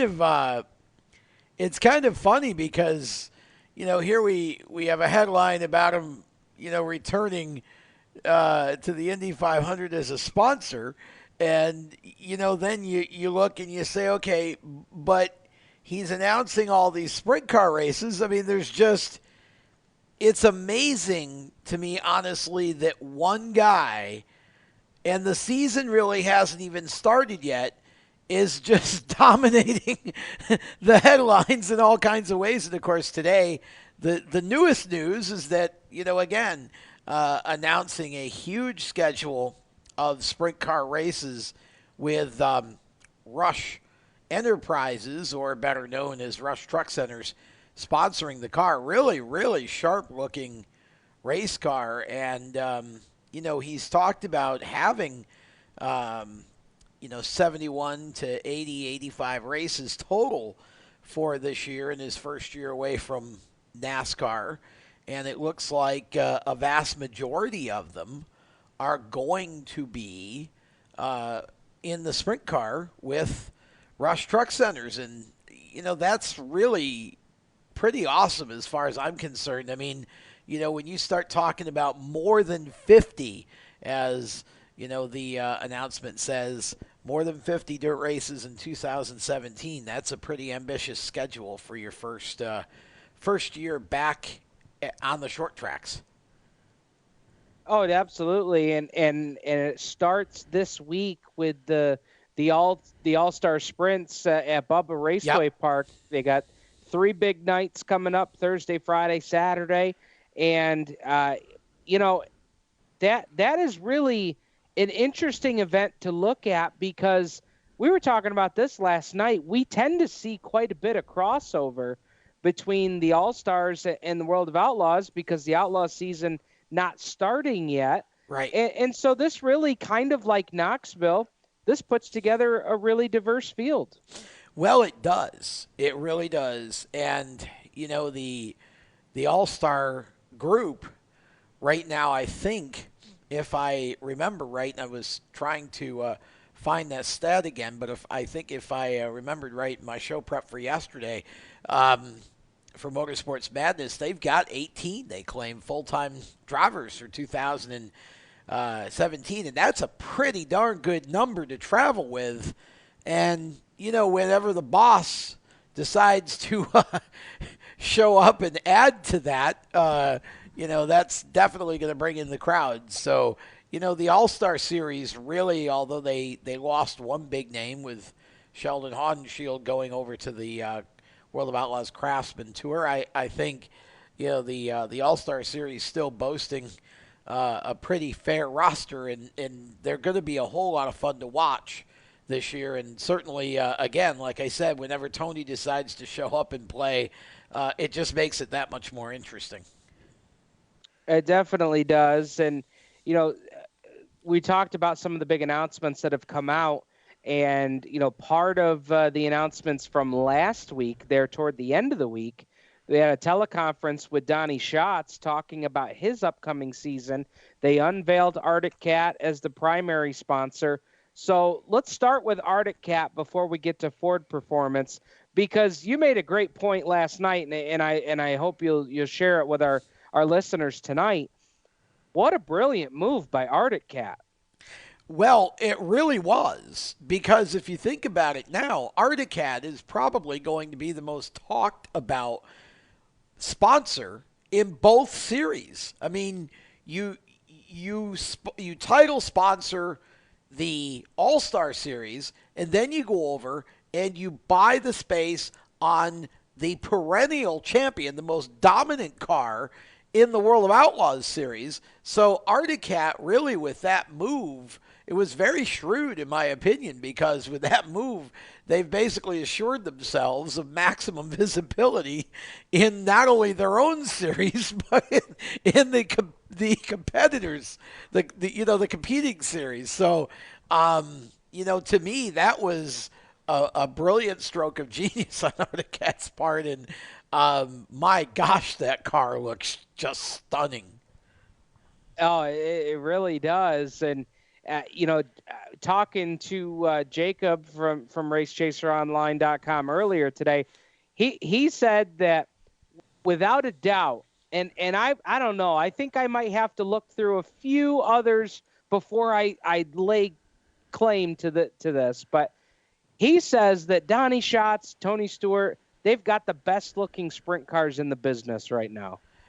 Well, I mean, it's really hard to argue with that. I mean, obviously, a lot of that's dependent on particular taste, but I don't think anybody can argue with the fact that it's that car is just amazing. I mean, to me, it's the perfect combination of being dynamic in terms of color without being overdone. I mean, I think a lot of the graphics on a lot of today's cars are overdone because the people who do them try to put too much into a space, and you know, you have all of these numbers that change color, and you got all of these other colors that change, you know, designs, and there's so much going on in the design that you just can't really see anything. It kind of just all becomes a blur when it goes by at 80 miles an hour. But boy, that Arctic Cat car, it's, you know, it's very tastefully done. I think whoever designed the layout of the graphics on that car was pretty doggone cool, because that's about as simple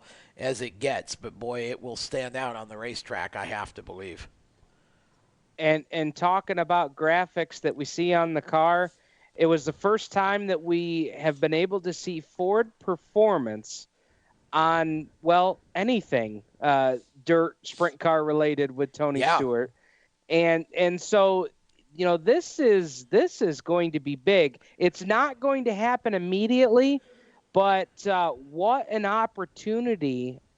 You know, this could be a whole new line of business for Ford Performance, you know, branching out into 410 sprint cars. Well, I think we talked about this as being possible when Stuart Haas moved to Ford. We kind of all sat around and said, well, it would make sense that, but you never really know how these things are going to play out or whether Ford even would have any real interest in it.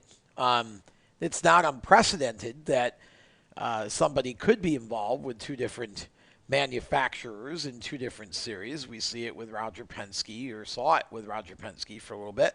We see it with Chip Ganassi now, Chevy in Cup, and Ford in the IMSA series. But, this was, I think, a golden opportunity for Ford. And when you start to really look at, Steve, the breakdown of the companies that have now invested or are going to invest, in Ford's case, in the World of Outlaws for this season, and you start looking at companies like Arctic Cat, companies like Napa, companies like Ford, this series has really gained a tremendous amount of corporate attention and corporate upgrade for this year. And the fact that Craftsman sold out, Sears sold the Craftsman brand to Stanley Tools, brings just another whole piece into that puzzle and really makes the World of Outlaws brand so much more prestigious now. And so I would argue that this is probably one of the all-time great moments in World of Outlaws history in terms of the overall branding. And more new teams coming in, new younger faces are traveling the series this year. So, I really think that if you're a World of Outlaws sprint car fan, you got to be pretty happy, because that series, a year or two ago, we thought was on the brink of some real, hard times. And all of a sudden, here we are just a couple years later, and look at what's happened. So it really is a testament, I think, to the vision that was had for this series by the folks at World Racing Group, and the fact that when you bring in a sponsor like Craftsman, it definitely makes people take a look. They lost STP, were out of a sponsor for a year, and in comes Craftsman, and now all of a sudden you've got all this other stuff happening. So. And I think it's good for short track racing, too, because even though this is a national series, it's a national short track series. You can see this series at your short tracks, all around the country. So, I think this is great for short track racing in general, Steve. Absolutely. Now, one question that we kind of talked about earlier, and I wanted to get your take quick here. As far as when the transition takes place, do you think that point standings, how they've progressed during the year, does that play into when this transition takes place? You mean the transition to Ford? To the Ford motor once it's ready? I don't know. I think somebody made the joke on one of the shows last week that, by that time, Shotzi ought to have about a 300-point lead, so it won't matter. I don't think it's going to be like that, but I don't know. That's an interesting question. I made the crack about whether or not they would make the boss into the test dummy for it, just to run the first few races with it when it didn't have so much to do with points, because Tony obviously is not competing for a title, at least not this year in the World of Outlaws. So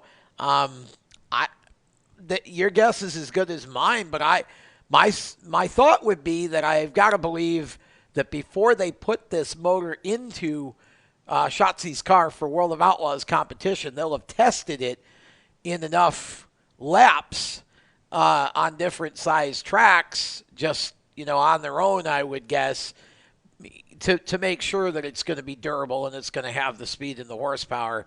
My thought is they'll be well prepared when they decide to enter this into a race for it to be a seamless transition. And it's going to be kind of a neat moment to see that happen, too, to see a Ford in the sprint car series like that, especially one as prestigious as the World of Outlaws. Yeah, being so high profile. Yeah. Absolutely. Tom, we're going to step aside here, but I want to hold on to you because I just had a press release come across my desk this evening that I want to talk to you about. A speedway that you know well has been named best short track. Yes. In a recent poll. So we're going to talk about that next here on Turn 5 Live on the Performance Motorsports Network, the voice of motorsports. For 17 years, Stock Car Steel has been a leading materials supplier to the racing industry. Now they're also an official motorsports content partner of Race Chaser Online.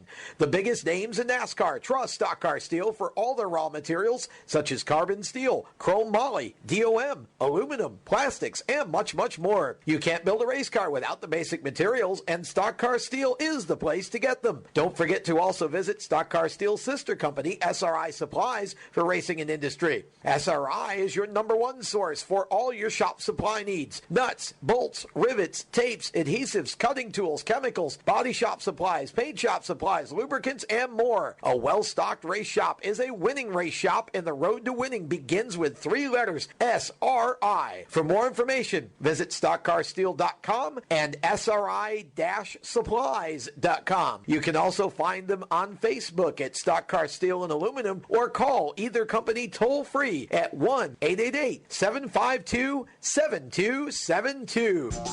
Creekside Entertainment is the official DJ, photo booth, and uplighting company of Turn 5 Live and the Performance Motorsports Network. Stuart Ovens and his staff at Creekside Entertainment are professional and experienced with events of any type. Creekside Entertainment specializes in wedding packages that are affordable and fun, and they are ready to serve you with the most up-to-date music and karaoke selection. If you can sing it in the shower, you can come out and sing it with Creekside Entertainment.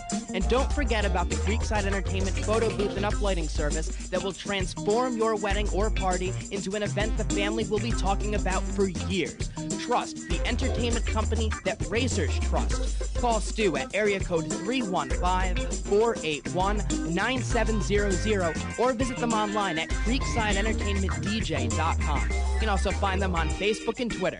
Creekside Entertainment, division sponsor of the Black Rock Bandits in 2015. We're growing like crazy and need account reps who know their way around agencies, the internet, and social media. Got connections? Or do you know how to get to the decision makers? Are you fearless? We need you.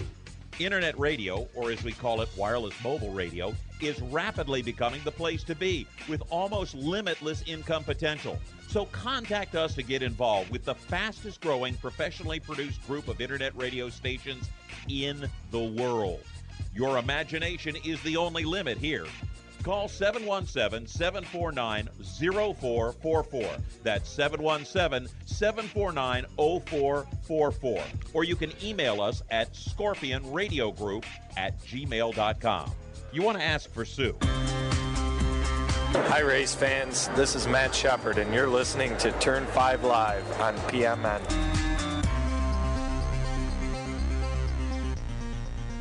Super Matt Shepard taking a whole bunch of momentum with him down to Florida coming up here in the next couple of weeks for Dirt Car Nationals, bringing us back from commercial break. Tom, we've got just a couple of minutes left on tonight's program, but I wanted to get your thoughts here because and I love these off-season polls and awards from this media outlet and that one, but one that I got a press release on tonight. Oswego Speedway named best short track, and this is in a poll that they've finished top 5, top 3 in the last couple of seasons, and this year they're named best short track. I'm interested in your reaction to that. Well, a lot of that really is, in fact, most all of it is really Danny Kapuzinski, and Danny. I mean, I've known Danny since he was a little kid because his father, Mike, was a very good friend of mine and a longtime car builder and car owner at Oswego Speedway years ago. And, watched Danny grow up and drive himself. And then, when he was a teenager, he actually he got his first professional media start on our Inside Groove show up in Oswego on Star 105.5 years ago, and you just knew that he had the ability to speak, and he had the passion for the sport, and went to college, I think St. John Fisher, and in Rochester, and got his degree, and worked for the World Racing Group for a while and really, really polished the skills, and then took over as Oswego's PR director a few years ago, and just has absolutely blown that position away. You know, he does an amazing job. I don't think there's anybody better in the entire country at doing short track PR than Danny Kaye. And of course, Oswego has the resources, to put around him to have all of that video capability and all that most tracks don't. But I'm not surprised by this. I mean, the Oswego fans are very, very supportive, and these polls, in this case, you can vote as many times as you want, and they really rallied around, around Danny. And I think the fact that Danny has announced that he's going to leave the post effective, I think, in April or so, to take a position outside of the sport, I think that probably doubled the fervor to make sure that Oswego got this award. He's going to be a very, very hard act, if not impossible act to follow there, just because of his unique combination of a passion for super modified racing and Oswego Speedway in specific, and his ability to do the PR work and all of that. Speaking as a guy who has done PR for 2 tracks last season and bumping down to 1 for this year, Danny Kaye is the guy that you look to and say, okay, if I can do half of what Danny Kaye's doing, then I think I'm headed in the right direction. So I'm totally with you on those remarks, and congratulations to their whole crew. I mean, that's a great honor for them. Well, it really is, and of course, the point to keep in mind here is Danny's also one of a small number, I think, relatively speaking, of full-time PR people that that work for a speedway. Most speedways don't have a full-time PR person, but Danny, even the other ones that do. I mean, I've gotten to know a lot of people in this business, and I think Danny does, and it's not because it's Oswego, it's not because Danny's my friend, but you just look at the amount of stuff that Danny does in a week, and he just, both the Speedway and the Oswego Cartway, I mean, what he's responsible for, and even as he's going out of the position, he's helped pioneer this Triple Crown, or this big, Oswego-ISMA combination thing that's going on this year, that is something that should have been done years ago. And so he's on his way out of the position, and he's still growing his impact in that. So, I just couldn't be happier for him, honestly, or for John and Eric at Oswego in general. Tom, appreciate the comments and the feedback tonight. We are just about ready. I mean, the dirt season is almost here. Let's appreciate do the time. it. Yeah, always, man. Thanks for having me on again, and look forward to being on again soon. We will do it. That's for sure. We want to take an opportunity here to thank not only Tom for being on with us, but Brandon Clark for a great interview to kick off the show tonight. He's going to be a rookie at Woodhull. Be on the lookout for him. David DuBois, good luck, safe travels to him. We interviewed him last night to be on the show tonight, and he's just landed in Missouri for basic training with the Army Reserve. So thank you, David, and good luck, and stay safe to you. And also I want to thank Doug Elkins for sharing an interview with us with NGuererri. Their party coming up on Saturday night. Be on the lookout for that. Go on out and support those guys. Support all of our local racers. We're getting ready to fire up the season here. We're glad you were with us here tonight. Stay tuned. Next Tuesday night, we'll have a special episode for you. It's going to be on Valentine's Day, so I don't know. You guys, you could tune into us after you do something nice for the wife or the girlfriend or the fiance, or just make sure you do something nice and spread the love. So thanks for tuning in tonight. You're listening to Turn 5 Live right here on the Performance Motorsports Network, the voice of motorsports.